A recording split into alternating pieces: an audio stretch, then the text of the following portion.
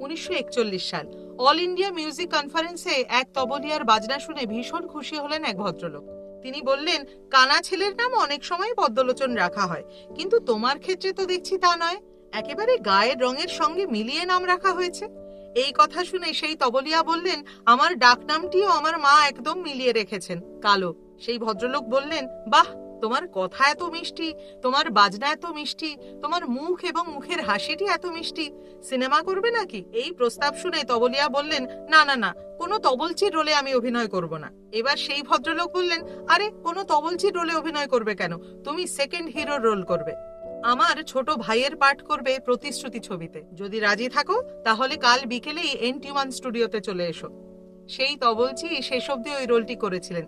কে ছিলেন তিনি, তাই তো? তিনি হলেন অসিত বরণ। আর সেই ভদ্রলোকটি কে ছিলেন? তিনি আর কেউ নন, পাহাড়ি সান্যাল।